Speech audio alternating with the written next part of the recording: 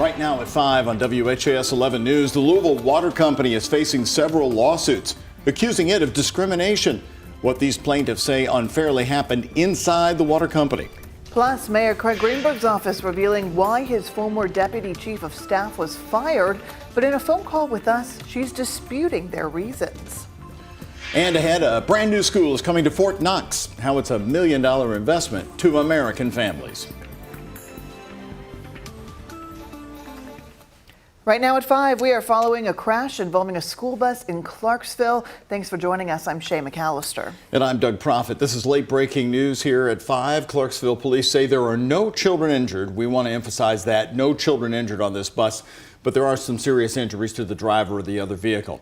Now, it all happened in the area of South Clark and Stansifer Avenue in southern Indiana. That's not far across the river from downtown Louisville. A vehicle rear-ended a Clarksville community school bus where there were 9 students on board from different schools. As you can see, our video just into the newsroom from the scene.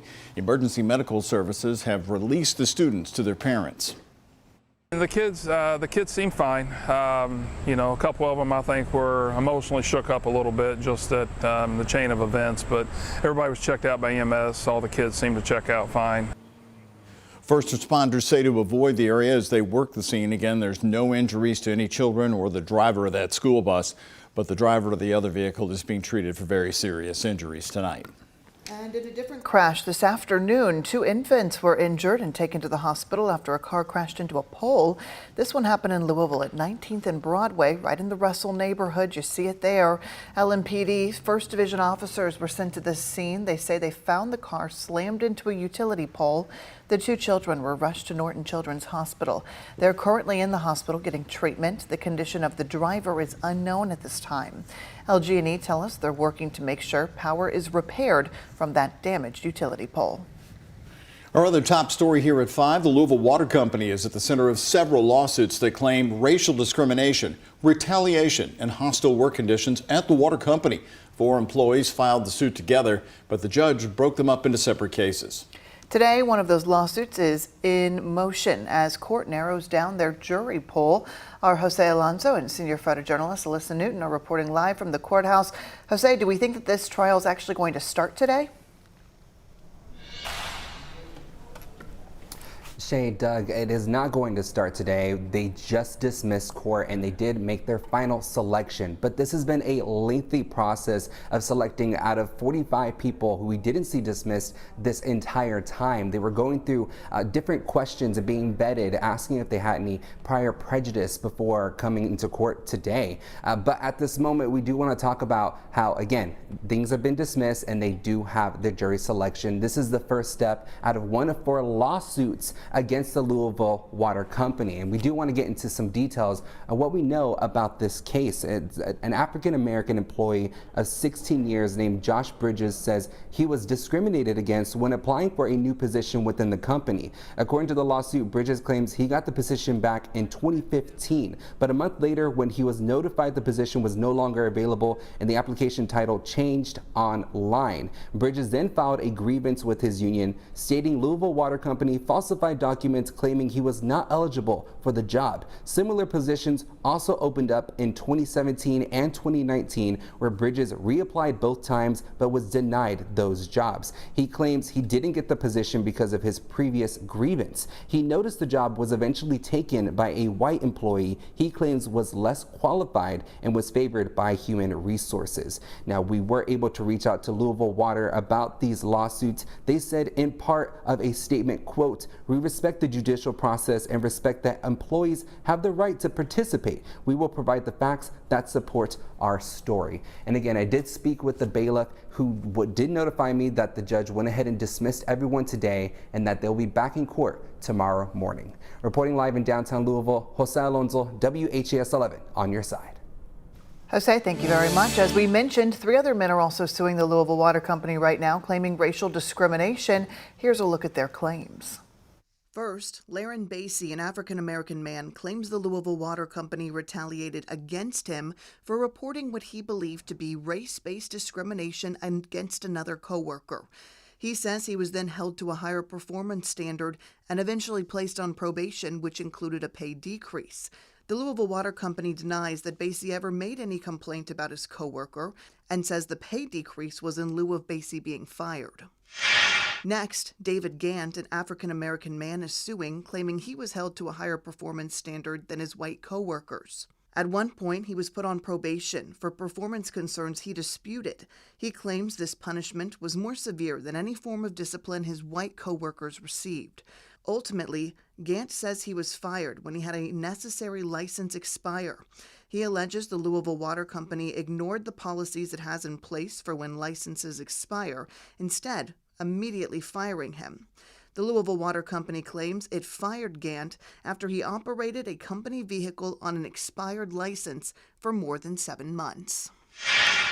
Lastly, Cleveland Moore Jr., an African-American man, claims he was issued a retaliatory non-disciplinary counseling for filing a grievance on behalf of his African-American coworker, who he claims was denied overtime due to his race. The Louisville Water Company denies that there was ever even an overtime opportunity and that any employees were discriminated against based on their race. And also in court today, former jockey Fabio Arguello, his case dismissed after a 4.5-year legal battle. The jockey was charged along with 6 other men after an undercover LMPD sex crimes operation. An officer was posing as a minor on a website arranging to engage in sexual acts for money. After court today, we spoke with Arguello and his family, who claimed the LMPD investigation was investigated incorrectly, and they say that he was never involved with a minor and that he never solicited sexual actions from the undercover officer. It's been tough. It's been really tough. But now it's over. Today, he got justice. All the charges are dismissed with prejudice and taken off of his record. Again, the case dismissed with prejudice, meaning that it can never be brought up again and retried again. When he was a jockey, he won the Kentucky Oaks in 1992. Now to the fallout between Mayor Craig Greenberg and his former deputy chief of staff. Tonight, the mayor's office says it was job performance and unexcused absences that led to Keisha Dorsey's firing. Isaiah Kim Martinez and photojournalist Emma Gefter talked to Dorsey today. And Isaiah, is she disputing that why she was fired?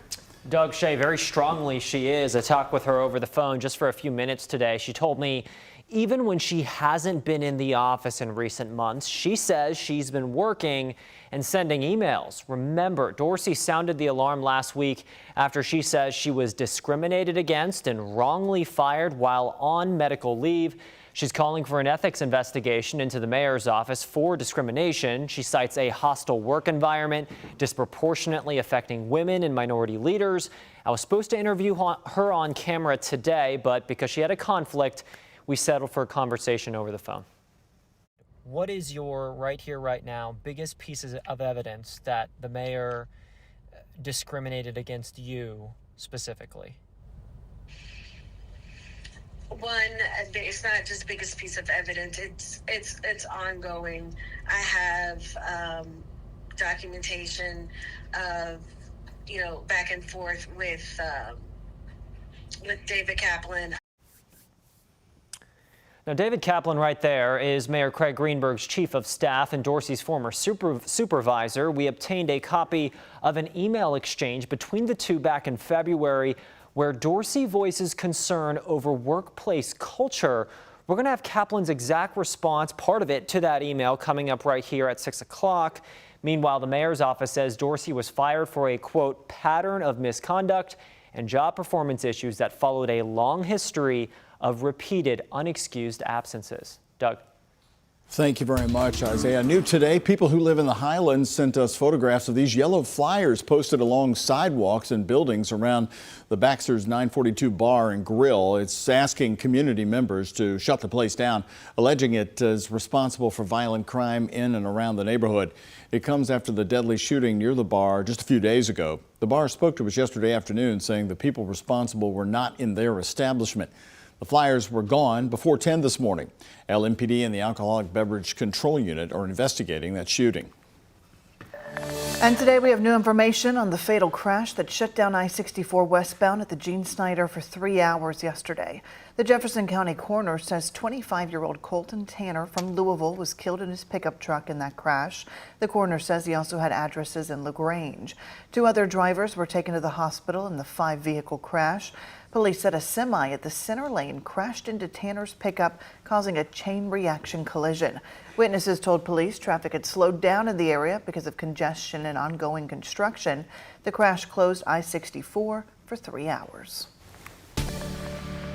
You felt the heat and humidity come back today. It was a little stuffy out there as we had some rain sort of sprinkling around the area late last night. And once again, we've sort of got partly cloudy skies out there at the moment. I keep asking Ben about this. I'm saying it looks like it wants to rain out there, but not the story tonight. Yeah, we had enough sunshine to get us up to 87, so a little warmer today. The humidity, though, staying really, really low, so that is helping it out, actually making it feel a little cooler than the actual temperature. And we're down to the low 80s now, light and variable wind, and the humidity at 41%. Anytime the dew points are in the 50s, it feels pretty good this time of the year. So we are mixed with the upper 70s, lower 80s out there right now, 79 in Paoli and Corydon, right at 80 in Hodgenville right now, and LaGrange checking in at 81 degrees. And there you can see just some clouds passing on through on Max HD radar and satellite. More rain over Missouri. That's going to bypass our area and fizzle out off to our southwest. So it is going to be just a nice, comfortable evening out there with temperatures mostly in the 70s over the next several hours. Overnight lows as the sky clears in the 60s. A nice,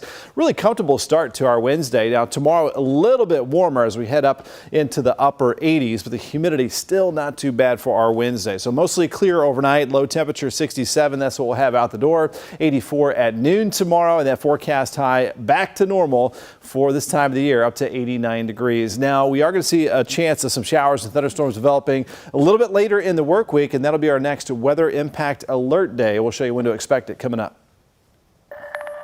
We're here today to announce that the 2028 Solheim Cup, the premier team event in women's golf, will make its Kentucky debut at the storied Valhalla Golf Club. A brand new professional golf event is coming back to Valhalla, but this time it's with the LPGA. It's going to be held 4 years after the PGA Championship here. The Solheim Cup, as you heard there, is going to bring world-class golfers to Louisville once again. To share what this means for the city, give us some more information about the history of the Solheim Cup, we have Sports Director Ken Spencer here. When it finally makes its way to Valhalla and Louisville, this will be the 21st playing of the Solheim Cup, an event that started in 1990. It's basically the Ryder Cup featuring some of the top players in women's professional golf, a 3-day competition held every 2 years, pitting Team USA versus Team Europe.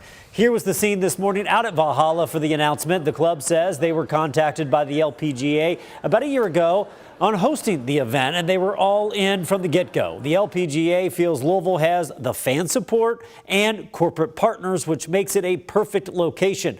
I asked LPGA Commissioner Molly Marcoux-Samaan if the 2008 Ryder Cup held at Valhalla played a part in wanting to bring the event here.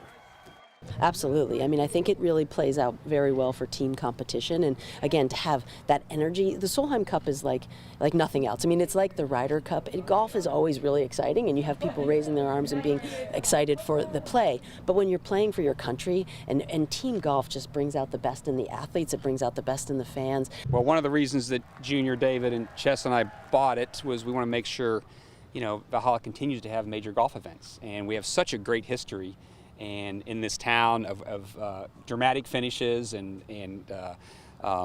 record crowds coming out and supporting it, so we want to continue to do it. So it's a big day for us. The Solheim Cup will be held just outside of Washington, D.C. this September, expected to have a $60 million economic impact. They expect the same or more for Kentucky in 2028. Now, obviously, you can't buy tickets now, but you can get yourself on a wait list. That's online.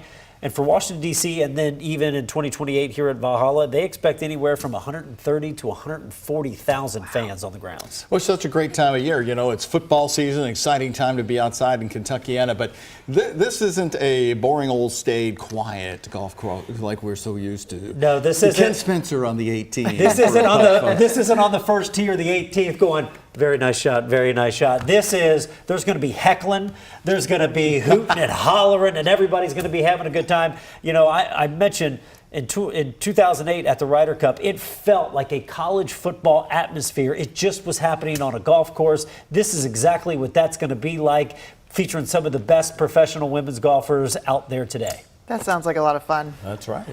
Here's what I just want. I want somebody to reenact the Boo Weekly from 2008 when he rode his driver on down the first fairway, acting like he was on a horse. Somebody's got to do that in 2028. I'd rather have Ken Spencer, everybody. Is it his time? It's his time. There he goes. All right. Thank you, Kip.